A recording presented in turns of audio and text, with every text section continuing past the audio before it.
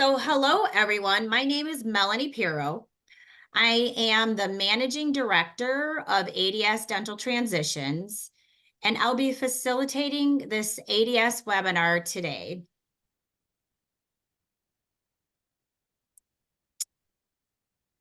There will be some time at the end of the session for Q&A. We'll give about 10 to 15 minutes. However, you can type your questions in chat at time and throughout the presentation so that you don't forget. And at the end, we'll review them and have the presenters go through and answer those for you. So speaking of that, let's get started. So our two presenters are Ted Schumann and Christine Mason. So you're all in for a treat today. Up first, I'll introduce Ted Schumann. He has been working with dentists for almost 2 decades in the areas of practice transition and wealth management. Ted holds master's degree in both business administration as well as finance. He is also a certified financial planner practitioner. With this background, Ted brings expertise to dental practice analysis and deal structure, as well as a unique perspective for how practice sale or acquisition will fit into a dentist's office overall financial plan. Next up is Dr. Mason. She graduated from the University of Michigan of Dentistry in 1999.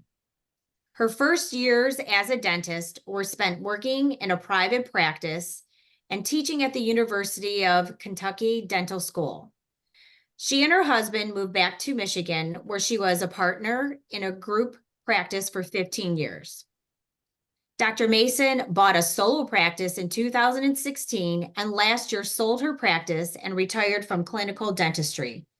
She is active in Michigan's Dental Association, has volunteered on multiple dental mission trips abroad, and is also a forensic dentist for the Kalamazoo County Medical Examiner's Office. She too is with DBS Dental Sales Practice Transitions. Welcome both presenters, and you're on. All right.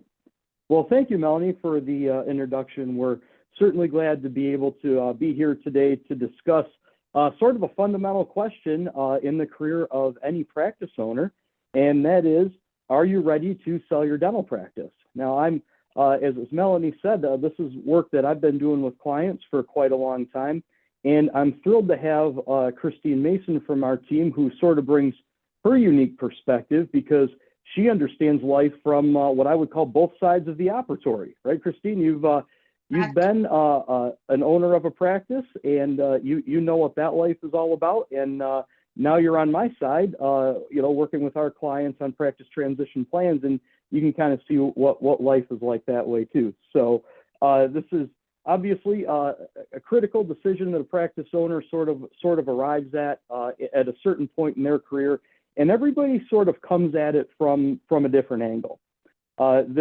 It's sort of funny that the title of this presentation is, "Are you ready to sell your dental practice?" Because if you ask any practice owner that exact question on the right day, the answer will be an emphatic yes. And it won't be arrived at with any sort of pondering or soul searching or mathematical calculation. It will just be arrived at as, oh my goodness, I don't know how much longer I could do this. Today has been an absolute nightmare of a day. And if the right person came by, I would absolutely sell my practice to them, right? Sort of that old saying that everything is for sale on the right day for the right price. And Christine, I think you could sort of identify with what we're talking about here. I've talked to some clients who, it's one of those things where, I've talked to some clients and they say, "Ted, I've sold my practice in my mind probably a dozen times, but never actually listed it for sale," that sort of thing. And that's something that a lot of business owners go through, right? As business owners, we sort of share in that unique situation where we make more money as business owners than we do as associates, somewhere between 1.5 and 2.5 times as much as we would make, as being associates, is the sort of the premium for being an owner.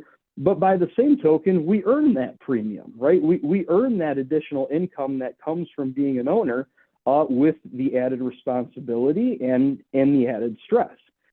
So when you put it in that context, and someone starts to figure out whether or not they are getting ready to retire, getting ready to sell their practice, it can sort of be a very attractive idea. Oh my gosh, I can start envisioning a life where I don't have the same responsibility, the same stresses, the same demands that I've had for so many years as I've owned my practice. And that can be a very attractive idea, right? I mean, as you can kind of sit back and imagine a life of more free time and fewer responsibilities, it can be really easy to get excited about living a life that way. With that said, with so much free time on your hands, it can actually become a little bit more of a burden onto itself. And let me sort of explain what I mean by that. So several years ago, there was this movie that came out called Brewster's Millions. And the movie's probably 30 or 40 years old at this point in time. And the whole story behind Brewster's Millions is that there was this down on his luck minor league baseball player who inherited this huge fortune from some distant relative he didn't even know. And the premise of the movie is that the donor of the money, the rich relative that left Brewster all this money, sort of put a catch in the will that said you have to spend at least a certain percentage of this money in a certain amount of time before you get the whole big fortune, right? And the idea is you have to spend a ton of money in a certain amount of time to the point where you're almost going to get so sick of spending money, you're not even going to view it as a luxury anymore, right? And so that, the movie sort of follows Brewster on this, on this quest to spend all this money so he can get all the big bucks. Well, time in retirement, when you are getting ready to sell your practice and you no longer have somewhere to be all day, every day, that free time can sort of make someone feel like they're in Brewster's Millions. So, Christine, when you were practicing, you scheduled in what? Probably 10-minute units most Correct. of the time? Okay, Yes. and you worked a full-time practice, right? Yes. Okay, so you're working a full-time practice, 32 hours a week is full-time for most of the practices that we work with. And so from 8 to 5, 4 days a week, you knew where you were basically on an every 10-minute basis, right? Correct. Okay, so you don't own a practice anymore. No. And your life is not scheduled in 10-minute units anymore. Did that take some getting used to? There's definitely some acclimation to that. It's, for me personally, it sounds great, but time can drift away pretty quickly when I don't have that schedule in front of me, and it's self-motivating and self-initiating to tell myself, okay, these are the things I need to get done. This is where I need to be. I was floundering a little bit, not having the schedule. Yeah, it takes some getting used to, right? One of the first things that we talk to our clients about when determining whether or not they're ready to sell the practice is, okay, if you're not going to own the practice anymore, and if you're going to get out of clinical dentistry completely, what are you going to do? How are you going to fill the days, right? Because now you sort of have a full-time job with figuring out what to do with your time. There's an old joke that once you sell your practice and retire, you sort of have 6 Saturdays and a Sunday to figure out what to do with your time.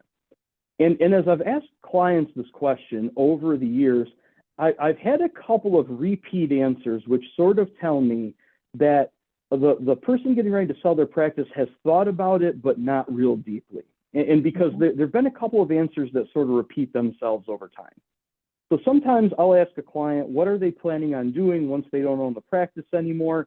And I'll get a couple of real cliche answers like, hey, Ted, don't even worry about it. I've got enough projects around my house to keep me busy for the next decade, right?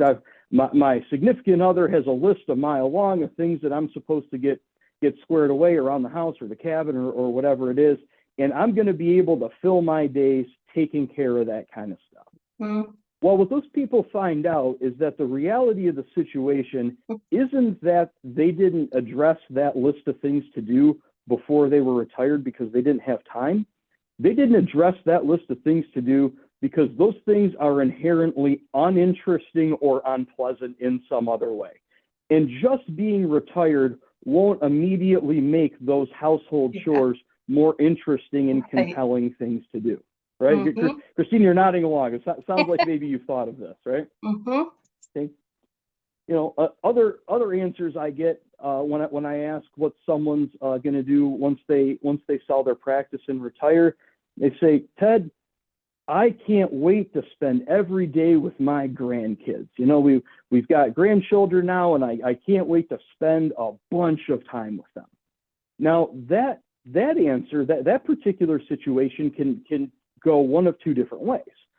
In some cases, the retiree or the new retiree suddenly finds themselves being full-time childcare in their retirement years, and maybe that's a little bit more time with the grandkids than they actually expected. I've actually had to have a few clients have conversations with their adult children to kind of let them know that the reason that they were retiring wasn't to be a full-time, you know, nanny and childcare solution, and that the kids need to, you know, figure out something else for the grandkids.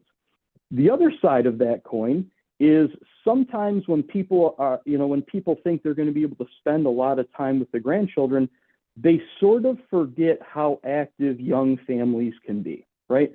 Kids, you know, sort of in the elementary, middle school, and even into high school level can be very highly scheduled between school, extracurricular activities, sports, fine arts, all that stuff, whatever it is. Sometimes they don't necessarily have the time in their schedule to entertain Nana and Papa on a daily basis. Mm-hmm. And the retirees kind of forget about that. They think to themselves, hey, this will be great. We'll be able to hang out with the grandkids so much, and only to find out that the grandkids have a lot of stuff going on that grandma and grandpa aren't necessarily going to be involved in. Third thing I hear a lot, and again, this is when I can tell someone hasn't really thought through the answer very thoroughly. Ted, I can't wait to play golf, go on the boat, travel, you know, do all those luxurious, fun things I haven't had time to do while I was working. You know, retirement's going to be a lot of fun because I've got all this fun stuff to do, and I haven't been able to do it as much as I wanted to during my working years. What I find with clients who kind of take this approach is that they run out of steam for this relatively early. The first 12 or 18 months they're retired and they can travel as much as they want to, or they can, you know, play as much golf or pickleball or whatever as they want to. That tends to sort of run out after a year or two. That, you know, that's kind of going back to that Brewster's Millions concept, right? Like, now that I can do as much of it as I want to, I kind of get it out of my system early, and it isn't necessarily that much fun anymore. I've figured out that I can't fill a full work week with all these luxuries. You know, I mean, if you had to play golf for 32 hours a week, golf wouldn't be any fun anymore. It would now basically be a job, right? You know, that kind of stuff.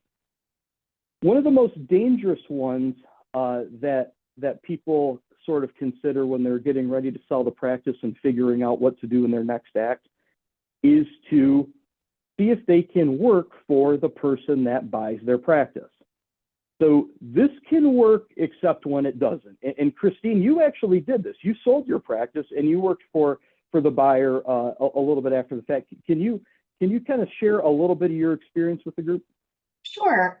The idea was great, and it, you know, overall, I was doing the same dentistry. I had a little bit more flexibility, but it was the big unknown for me was I hadn't been an employee for years. And so now I'm answering to an employer.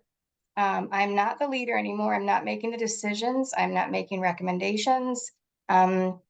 And I need to abide really by whatever the new owner however they want to, what path they want to take with the practice. So it was a transition. I know, in Christine, in your case, I know for sure that your practice was a 2-doctor practice because you had an associate in your practice while you were working full time, and there was Correct. enough work to keep both doctors busy.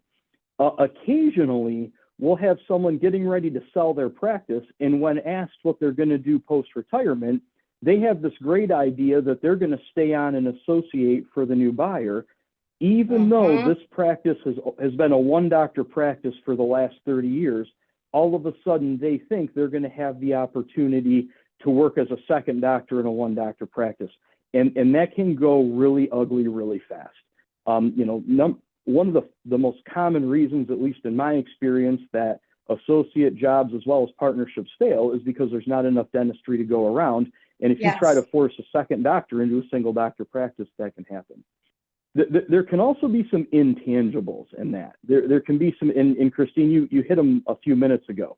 All of a sudden, the person that owned this practice is now a rank and file employee, and they haven't been someone else's employee in a good long while, which means they haven't had to take orders from anybody, nor have they had to support a vision, especially a vision that pertains to something that is so personal to them, you know, being the business that they've built over the last 20 or 30 years, right? I mean, all of a sudden they're just one more employee who has to do what the boss says, but the former owner can take that very personally because they feel you know, an ownership and connection still to this practice, even though it's been formally sold, and that can be a little bit tough.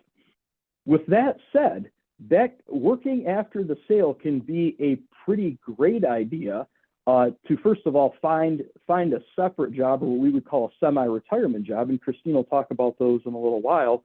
But also, if you plan on selling your practice to some type of corporate or DSO type of buyer, that could be a pretty great fit for you. If you want to continue practicing dentistry, but don't necessarily want to own your practice anymore, there are DSO type buyers that have models like that could work.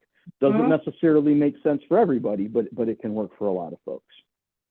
Christine, do you have a comment on it? Nope. Okay. We're talking a lot about how the time is going to be spent, because the time is probably the biggest quality of life variable in the decision that's being made in terms of are you ready to sell your practice? You would think that after hearing my bio from Melanie in the beginning of this, you would think that a guy like me would be much more focused on the dollars and cents, right? You know, can I afford to do this? What are the forecasted stock market returns? How do we replace our income? You know, how do we spend on our portfolio? All that kind of stuff. And we'll talk about a little bit of that a little bit later. But believe it or not, that's actually the easy part. Those calculations are relatively straightforward. But how someone is going to live day to day and what their quality of life is going to be day to day is really the much bigger variable. It's really where there's more success or failure, so to speak, in this process, over and above, you know, just what the math and the finance says. You know, that stuff is relatively straightforward. So far as we've been talking about this, we've been talking about how the owner of the practice is going to fill their free time and how they're going to manage sort of their new lifestyle. But we've sort of left out one very important person, and that could be the seller's spouse, right? When you're making your retirement plans, it's not uncommon for some clients to think that they've got it all figured out, only for the situation to be that they haven't discussed any of this with their significant other, and the significant other has some ideas of how the retirement is going to be spent as well. So if you are someone who's married or in a de facto married relationship, you sort of have to ask, hey, where does my spouse fit in all of this? For a lot of my practices, especially in rural communities, the spouse works in the practice too. It could be an office manager, could be 2 doctors married to each other, or whatever it is. And so there's a question of, hey, if this practice is going to be sold, are both spouses also retiring from their respective roles? And I've had it done every which way. I've had practices sold where one spouse was the doctor, the other was the office manager, and they retired at the same time. I've had some situation where practice was sold, doctor retired, but the spouse as the office manager stayed on as an employee of the new owner. And believe it or not, that actually worked out pretty well in that situation. So not only is this question relevant to the doctor, but it's also relevant to their spouse, whether they work in the practice or they work outside the practice. Christine, I'm thinking about your situation. You sold your practice. Your spouse, your spouse works, right? He still has job demands that are maybe not even quite as flexible as your work with us. And Correct. is it a little bit of a different animal when you're not both waking up every day and going to your respective occupations? That is another change that's very different for me, because we had our huddle every morning at 7:30 and I was gone, and I wasn't home very much. Now, again, adjusting to my new schedule, figuring out who's going to be where, when we're together, and how much we're together. So we're spreading our wings and learning about that. There's a book that was written a while back, and I love the title and I love the concept. And the book is called For Better or For Worse, But Not for Lunch, Making Marriage Work in Retirement. For a lot of folks, the time that they are retired is more togetherness time they've had with their spouse in the entirety of their marriage, right? Mm-hmm. They've never had this season of their life, so to speak. They've never had these household dynamics. I am a big believer in having your own space. And if you're thinking about selling your practice, figure out what your space is going to be now that you don't have the office to go to anymore. So some people do the she shed man cave kind of thing. Some people, that's why they like having their country club membership. They go to the club for a couple hours a day and hit golf balls or exercise or have lunch with friends, or they do whatever they're going to do. Some people go to the coffee shop and read the paper, read a book for an hour or two just to get out of the house and get a change of scenery. Whatever it is, so you don't feel like you're tripping over each other, invading each other's space, and really getting sick of each other, right? That sort of thing. And believe it or not, it can happen. So just kind of sort of keep that in mind, is, like I said, one of the intangibles of retirement, figuring out not only what you're going to do with your time, but who are the other players, in the case of a spouse or whatever, that are going to have sort of a voice in this too.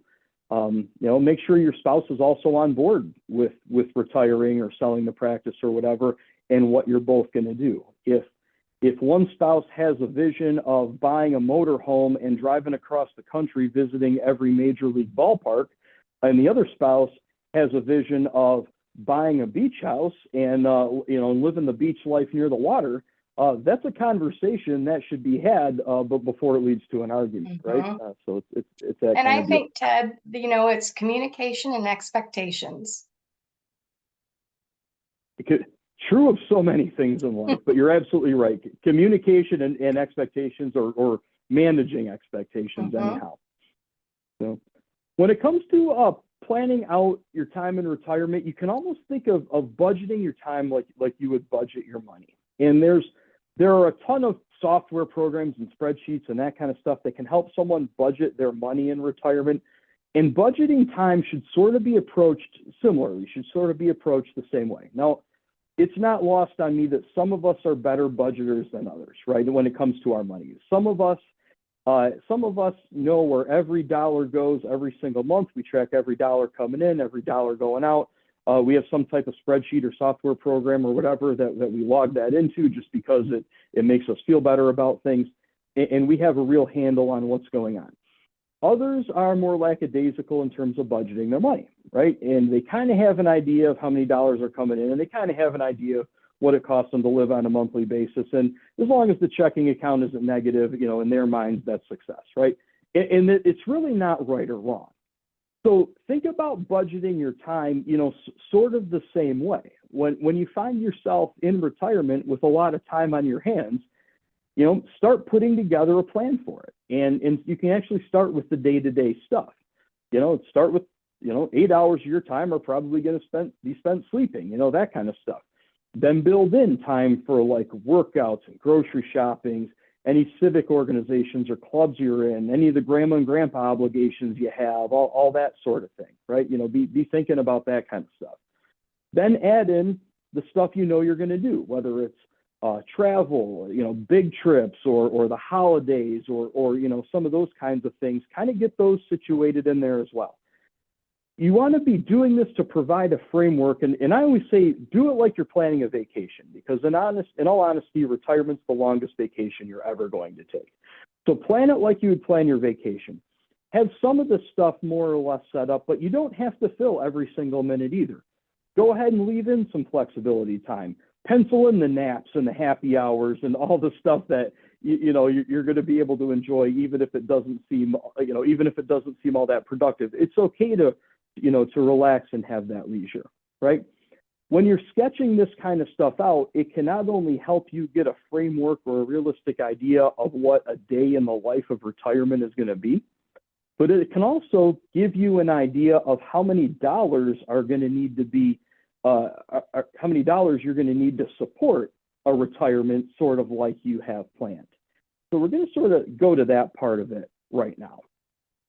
In most cases, a dentist has been sort of saving for retirement since a very early point in their career, right? Dentists often start saving and funding for retirement over on the financial side very early in their career. Certainly probably a year or two after they've gotten into their own practice, they'll install some type of retirement plan, a simple IRA or 401k, something like that, depending on what they're planning to do. And then, of course, when they sell the practice, the sale of the practice will result in some additional financial resources. You'll get a big check for the sale of the practice. Of course, you may have to pay off some debt and give Uncle Sam a little bit of that money. And then if you own your building, you may choose to sell it as well, or maybe you'll keep it for additional rental income. But you'll have all the money that you've saved and built up and accumulated over your working years, plus probably a little bit more to add to the equation once the practice and building sells, if that's part of your situation. When you meet with a financial planner, they will typically be going over this with people on a regular basis, talking about how investments have performed, and if doctor continues to do what they're doing, how much they'll be able to spend in retirement. And you sort of want to compare that to the time budget, right? This is how we're planning on spending our time. This is the number of dollars that we have to withdraw to support that. And maybe at this point in time, we revisit how the portfolio is constructed. And that can include adding a dedicated allocation to cash so that we can take money out of our portfolio on a regular basis. Even if the stock market is down, we don't have to sell any of our investments in the down market. Could be pivoting to lower risk or more defensive income producing investments. I'm thinking about dividend paying stocks, some of those kinds of things. We're now in a higher interest rate environment where there's more opportunities to get returns in the fixed income space. We've all seen money market rates and things like that get a little bit better. You may explore annuities that allow you to buy your own pension. If you're not comfortable with the stock market, you can explore something that provides a guaranteed stream of income. And you may think about adding some private equity to your portfolio. Now, if you're someone who sells your practice to a DSO, oftentimes part of what you sell for is part of what you receive in the sale, rather, is going to be stock in that DSO. And that is actually private equity for your portfolio. Private equity tends to be a good diversifier, but it comes with some catches, right? It comes with the idea that you may not be able to access that cash on an on-demand basis. There may only be short windows at certain intervals where you can get the cash, some of those kinds of things.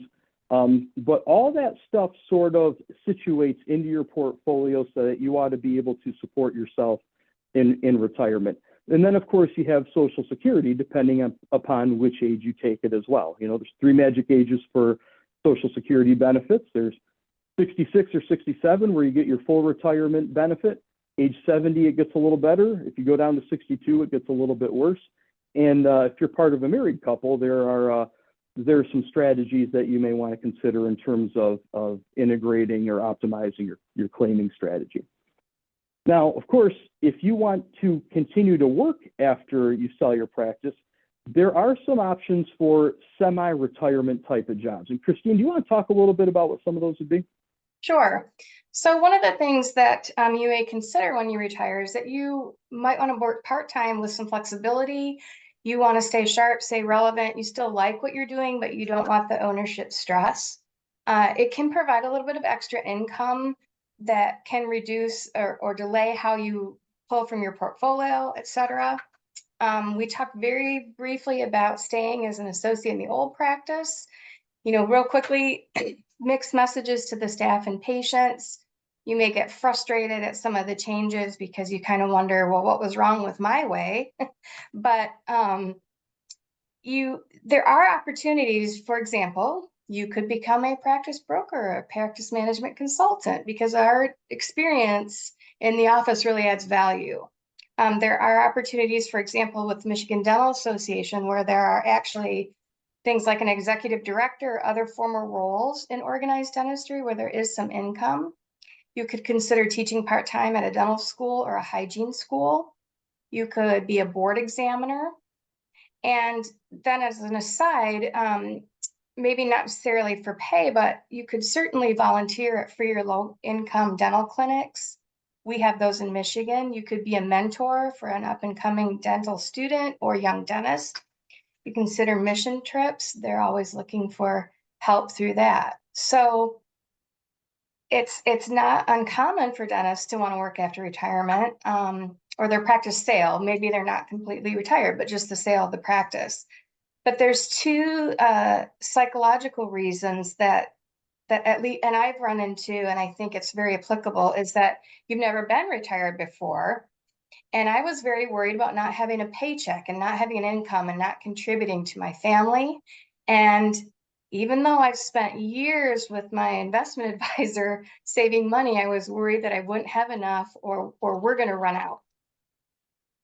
There wasn't really a time where my hands aren't moving, but we're still affording our life and we're still making money, in other words. So I have to get past that I'm not contributing with the paycheck. It's a psychological barrier, potentially. You also can run into boredom or loneliness. Again, there's a relief of removing that stress from your life. But realize that all day you're working, talking, engaging, patients, team, vendors. You are making decisions. You're moving on the fly. You're the leader. And people, especially patients, they're looking for our input and recommendations. We run late, we scramble through lunch, we keep our assistants there after hours. And now suddenly you're in a strange, quiet place. You don't have to be on your game every moment. And you're not having people coming at you and talking and asking and really wanting your opinion. So you may not realize that until it's really gone. And, we're conditioned to know these people, these names, these faces, our treatment. But we no longer have those conversations, crucial conversations, good or bad. And now we're in a place where no one's asking. They're not asking for permission. They're not asking for direction. They're not asking for input anymore. And you have to navigate that space and find your feelings of worth rather than just defined by you as a dentist in your dental work. Ted? The silence can be deafening. Well, we're at 12:35 and just want to see if there's any questions or anything you want to wrap up with before questions, and then we'll leave it up to the attendees. Okay. I would like to make one last comment. Sure. And that is, it has always been my contention that dentistry is a wonderful profession because it can provide the practitioners with a lot of things that other professions can't. It gives you an opportunity to make a difference. It gives you an opportunity to not only work with your hands and your intellect, it gives you an opportunity to be a business owner if you want to or not. It gives you the opportunity to work in public health if you want to or not. do mission work if you want to or not, work in academia if you want to or not, just so many wonderful things about it. But in my opinion, there is a threat to dentistry. And the biggest threat that I'm seeing in dentistry, at least in my experience, is the burnout of dentists. And I view that as a bigger threat to dentistry than anything else. It's a bigger threat than the big student loan debt, the bigger threat than corporate, the bigger threat than dental benefit providers. It's everything that's on the shoulders of a dentist and is completely unrelenting. And psychologically, we're not necessarily built to handle that, in a sustainable way. So I want to leave the group with a comment that you need to do whatever you need to do to protect your psyche and protect your genius. And if that's working a little bit less, don't be afraid to make a little bit less money, work a few less days, whatever it takes. But also, rent some happiness, outsource some of your domestic duties if you need to. If you have to be at the gym every morning at 5 a.m. or else you just don't feel right, make sure you hold that holy. Whatever you need to do to keep yourself centered and fight the burnout, I think is probably the most important thing one could do. There's a great podcast by a woman named Kate Donovan called Fried, the Burnout Podcast. And it's so profound how many people struggle with this. And I think it's especially prevalent in dentistry. So my parting comment is do whatever you have to do to fight the burnout, because I think that's the biggest enemy in dentistry.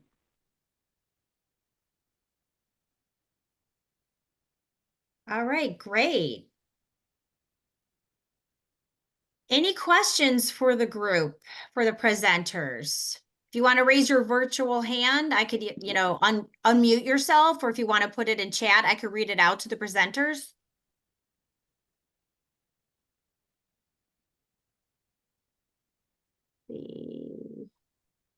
It's okay to take that vacation, right, Ted? More. Take one more than you took last year, even if that's one. Yes, right.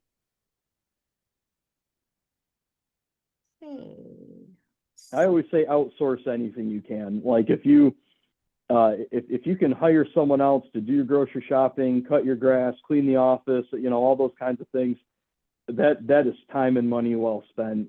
Even if it doesn't save you as much as you think it does, it goes a long way in the long run. So. And mentally. Absolutely. Well, I appreciate everyone's time and listening. Thank you for that. I hope you're all having a wonderful day. All right. Well, if there's any other final words, let me know. Right now, I don't see anyone else raising their hand or putting it in chat. So I think you guys were pretty comprehensive. Wonderful. Well, I want to give a thanks to everybody who spent some time with us this afternoon. I know it's not easy to find time in the middle of the day. And I hope you were able to, walk away from this with at least one good idea. And thank you, Melanie. Yes, well, thank you, everyone.